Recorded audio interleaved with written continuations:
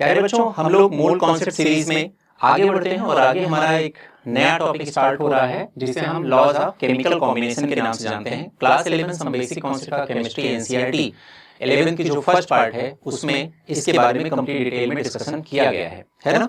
तो हमारा frame of reference वही एनसीईआरटी ही होगा और हम सारे लॉज के बारे में देखेंगे, उनके बारे में क्या क्वेश्चंस बन सकते हैं, क्या डेफिनेशंस हैं, किस साइंटिस्ट ने वो पहली बार समझाने की कोशिश की थी, और तो सबके बारे में डिस्कस करते हैं। पहले हम देखते हैं कितने टाइप के लॉज हमें पढ़ने हैं। पहला है laws of mass conservation, second है laws of definite proportion, laws of multiple proportion, laws of gaseous volume and Avogadro's law. तो टोटल हमारे पास 5 टाइप के लॉज हैं जो हमें स्टडी करने हैं। ठीक है, आइए एक एक करके बहुत आराम से सीखने की कोशिश करते हैं। सबसे पहले हमारे पास आता है लॉज ऑफ मास कंजर्वेशन। और लॉज ऑफ मास कंजर्वेशन बहुत ही इजी, सबसे इजी तरीका है इसको समझने पढ़ने का।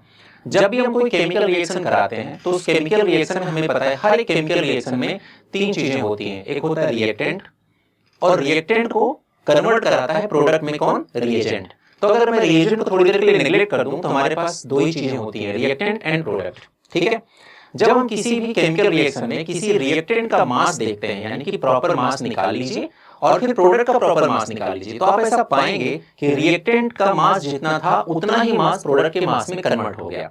यानी कि यही लॉ केमिकल कॉम्बिनेशन है, यही लॉ ऑफ मास कंजर्वेशन है। मास कंजर्वेशन का मतलब रिएक्टेंट साइड में जो मास था वही प्रोडक्ट के मास में कन्वर्ट हो गया, यानी कि मास कंजर्व रहा। किसी भी रिएक्शन के दौरान मास का इंक्रीज होना या मास का डिक्रीज होना नोटिस नहीं किया गया। ठीक है, इसी बात को एक्सप्लेन किया गया है इसमें, जहां पर लिखा गया है। पहली बात तो लेवोइजियर जो कि फादर ऑफ केमिस्ट्री के नाम जाने जाते थे, उन्होंने इस लॉ के बारे में सबसे पहले बताया। Mass can be neither created nor destroyed in a chemical or physical reaction, but it can be converted into one form to another form. This law is not followed in nuclear reaction. इसे हम nuclear reaction में use नहीं कर सकते हैं। क्यों नहीं कर सकते हैं? क्योंकि न्यूक्लियर रिएक्शन में एक्चुअल में न्यूट्रॉन एंड प्रोटॉन पार्टिसिपेट करते हैं। ठीक है, और यहाँ पर हम जो मास की बात कर रहे हैं वो उसमें, और उसमें क्या होता है, न्यूक्लियर जो मतलब न्यूक्लियस होता है वो डिसइंटीग्रेट हो सकता है या फिर कंबाइन हो सकता है ना। न्यूक्लियर फ्यूजन भी होता है एंड न्यूक्लियर फिजन भी होता है, तो उसके लिए एप्लीकेबल नहीं है। अब लास्ट लाइन आपके लिए इंपॉर्टेंट हो गई कि किसके लिए एप्लीकेबल नहीं है।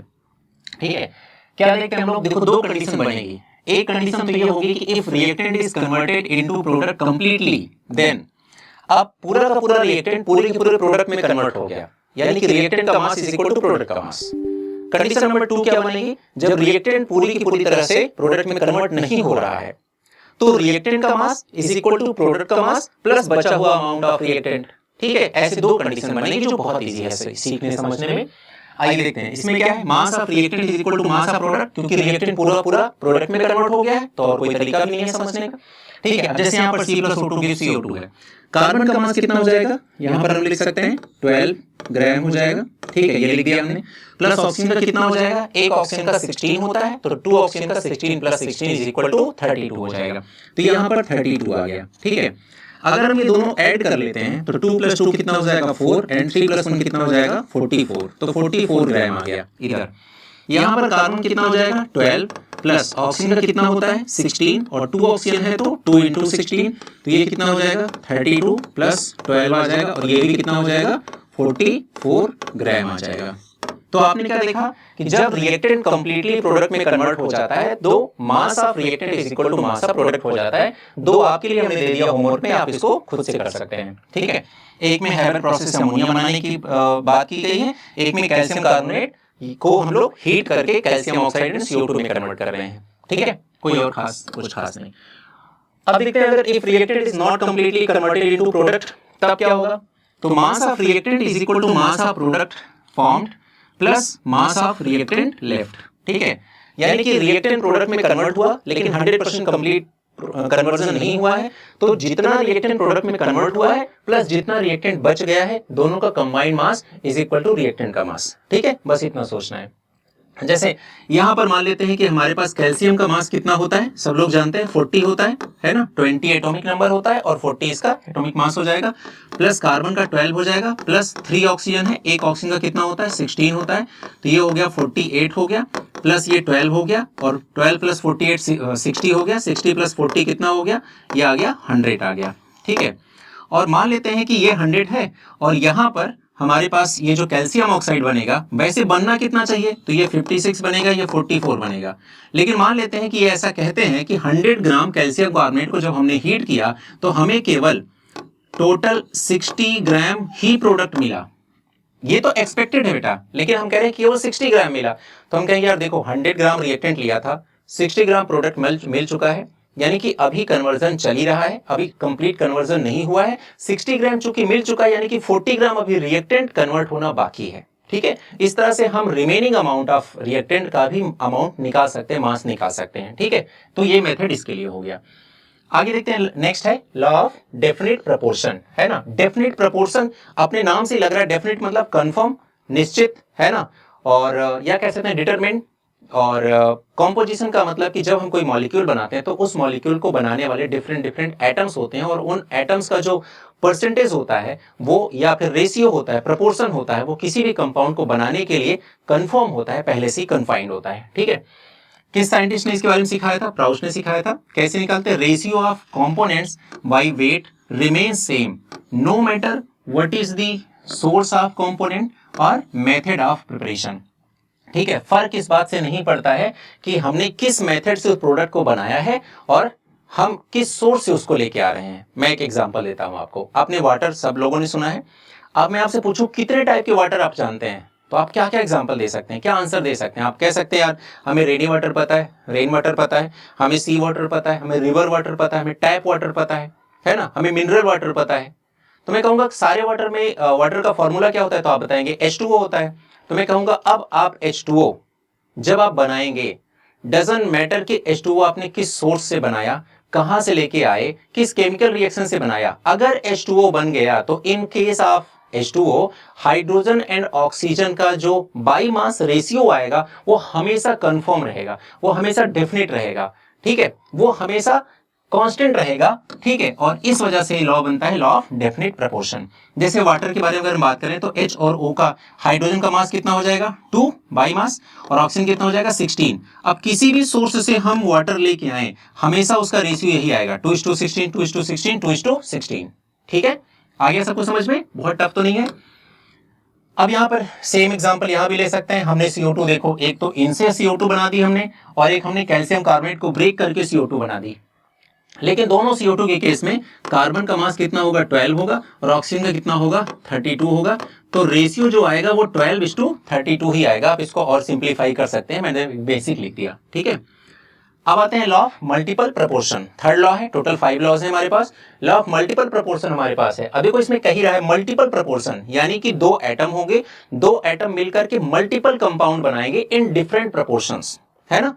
अब होगा क्या इसमें, जैसे मान लीजिए कि हमारे पास 2 एटम A एंड B है, A एंड B मिलके बहुत सारे कंपाउंड बनाए, जैसे AB बनाया, AB2 बनाया, A2B2 बनाया, AB3 बनाया, A2B4 बनाया। इस तरह के बहुत सारे इन्होंने कंपाउंड्स बना लिए। अब होता क्या है, एक एटम का मास कांस्टेंट रहेगा, दूसरे एटम का मास पहले वाले के प्रपोर्शन में एक सिंपल रेशियो में बढ़ता जाएगा। बस यही ध्यान रखना है। ठीक है, आइए देखते हैं कैसे। पहली बात तो किसने सिखाया, डाल्टन ने सिखाया। This law is not applicable for isotopes, ये हमारे लिए इंपॉर्टेंट बन गया। एग्जाम के लिए जो इंपॉर्टेंट क्वेश्चन होते हैं यहीं से बनते हैं, इसे ध्यान रखना है। 2 elements form more than 1 compounds, then the ratio of the masses of the second element which combine with a fixed mass of the first element will always be ratio of small whole number। ठीक है, जैसे nitrogen के बारे में अगर मैं बात करूं यहां पर, तो आप कह सकते हैं कि नाइट्रोजन का मास कितना होता है 14, तो आप बोलेंगे 2 नाइट्रोजन है तो 2 into 14, है ना। यहां पर भी देखो 2 into 14 आ जाएगा। ठीक है, यहां पर भी 2 into 14, यहां पर भी 2 into 14, यहां पर भी 2 into 14। ठीक है, डन। तो नाइट्रोजन का मास क्या हो गया, कंफर्म हो गया, यानी कि हम कह सकते हैं fixed mass of first element हो गया। फर्स्ट एलिमेंट का मास क्या हो गया बेटा, फिक्स हो गया। ठीक है, तो नाइट्रोजन का मास सब में फिक्स हो गया। अब हम बात करते हैं ऑक्सीजन की। ऑक्सीजन यहाँ पर 1 ऑक्सीजन है तो मास कितना हो जाएगा 16। यहाँ पर कितना है 2 ऑक्सीजन है तो 2 into 16। यहाँ पर 3 ऑक्सीजन है तो 3 into 16। यहाँ पर 4 ऑक्सीजन है तो 4 into 16। यहाँ पर 5 ऑक्सीजन है तो 5 into 16। ठीक है, तो आप अगर मैं इसको 16, ये जो अपने पास 16 लिखा हुआ है, अगर मैं सब में नेग्लेक्ट कर दूं तो आप कह सकते हैं देखो 1:2:3:4:5।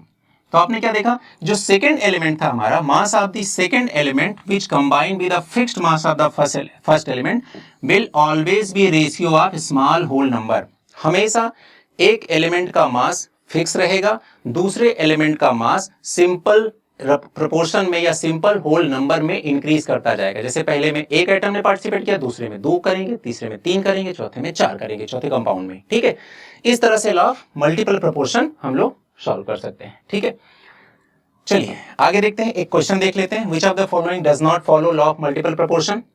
अब आप ये क्वेश्चन खुद आसानी से बता सकते हैं। यहां पर देखिए SN एंड Cl ने मिलकर के 2 कंपाउंड बनाए डिफरेंट डिफरेंट प्रोपोर्शन के, ये तो फॉलो करेगा। यहां पर लेड एंड ऑक्सीजन ने मिलकर 2 डिफरेंट कंपाउंड बनाए, सही है। यहां पर आयरन एंड क्लोरीन ने मिलकर 2 डिफरेंट कंपाउंड बनाए, 2 डिफरेंट प्रोपोर्शन के। यहां पर HCl और NaCl आ गया, तो ये गलत हो गया, क्योंकि अभी हमने क्या पढ़ा था, लॉ ऑफ मल्टीपल प्रोपोर्शन में 2 एलिमेंट एक दूसरे से डिफरेंट प्रोपोर्शन में ढेर सारे कंपाउंड बनाने चाहिए, और यहां पर तो एलिमेंट ही अलग अलग हो गया, इसलिए ये इनकरेक्ट हो गया। ठीक है, आगे हम लोग देखते हैं, और नेक्स्ट हमारे पास है लॉ ऑफ गैसियस वॉल्यूम। ये नंबर ऑफ 4 लॉ हो गया हमारा।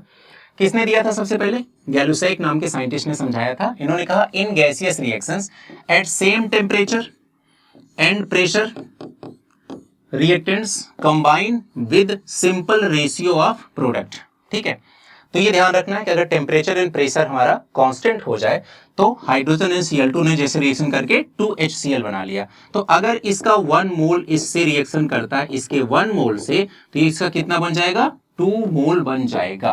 ये सिंपल इन्होंने बताया, सिंपल जो एक रेशियो होता है प्रोडक्ट का, ठीक है, वॉल्यूम रेशियो, उसमें ये लोग कंबाइन कर जाते हैं बस। जैसे यहां पर भी देख सकते हैं, इसका 1 मोल इसके 3 मोल से रिएक्शन करके इसका 2 मोल बनाता है। मतलब सिंपल होल नंबर में मोल ऑफ गैसेस आपस में कंबाइन करती हैं जब किसी रिएक्टेंट से प्रोडक्ट बनाते हैं, और वो पूरी रिएक्शन गैसियस फेज में डील हो रही होती है। इतनी सिंपल सी बात है इसमें। ठीक है, आगे देखते हैं, एवोगैड्रोस लॉ हमारे पास है, लास्ट लॉ है ये। एवोगैड्रो ने ही बताया था, at same temperature and pressure equal volume of all gases contains equal number of mole. ठीक है, अगर हम PV is equal to NRT को अगर हम फ्रेम ऑफ रेफरेंस माने, तो हम कह सकते हैं कि इसमें लिखा प्रेशर एंड टेम्परेचर सेम। अगर प्रेशर सेम हो गया, टेम्परेचर सेम हो गया, R तो वैसे भी यूनिवर्सल गैस कांस्टेंट है, तो V एंड N एक दूसरे के डायरेक्टली प्रोपोर्शनल हो जाएंगे। V for volume and N is the number of moles, then the volume of gas is directly proportional to number of moles of gas. Okay, तो जैसे जैसे आप number of mole gas change करेंगे, वैसे वैसे volume of gas change होता जाएगा। ठीक है, बस इतनी सी बात है। रिएक्शन इसको हम अप्लाई भी कर सकते हैं। ठीक है, आगे देखते हैं। अब आ गया एटोमिसिटी। ठीक है, खैर अब एटोमिसिटी में हम लोग क्या देखते हैं बेटा, number of atoms present in a molecule. जैसे मान लीजिए हमने लिखा H2, ठीक है, तो इसमें 2 एटम है।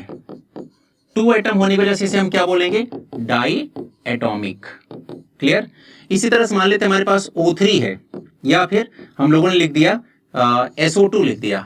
ठीक है, तो देखो एक S 2 ऑक्सीजन, 1 + 2 = 3, तो 3 एटम इसमें भी है, 3 एटम इसमें भी है ना, तो इसे हम क्या बोलेंगे, 3 एटम टोटल है इसमें, तो ये क्या कहलाएगा, ट्राई एटॉमिक। क्या कहलाएगा, ट्राई एटॉमिक।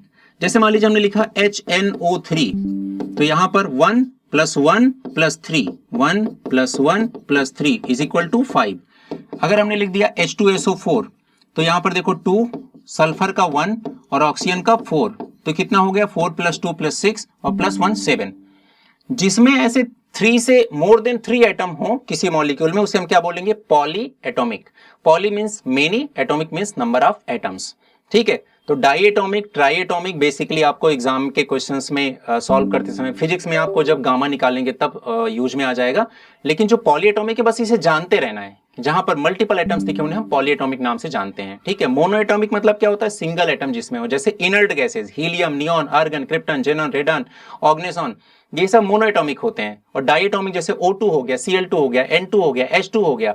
ठीक है, ये सब डाई एटॉमिक हो गए। ठीक है, 3 एटम होंगे तो ट्राई एटॉमिक कहलाएगा। ठीक है, समझ में आ गया यहां तक सबको अच्छे से, चलो बढ़िया। ठीक है, अब यहां तक कोई प्रॉब्लम हो तो बताना। ठीक है, तो यहां पर हम लोगों ने अभी तक क्या क्या सीख लिया, सारे जितने भी गैसियस लॉज हो सकते हैं, सॉरी जितने भी लॉज हो सकते हैं हमारे पास केमिकल कॉम्बिनेशन के, वो हमने 5 लॉज सीख लिए।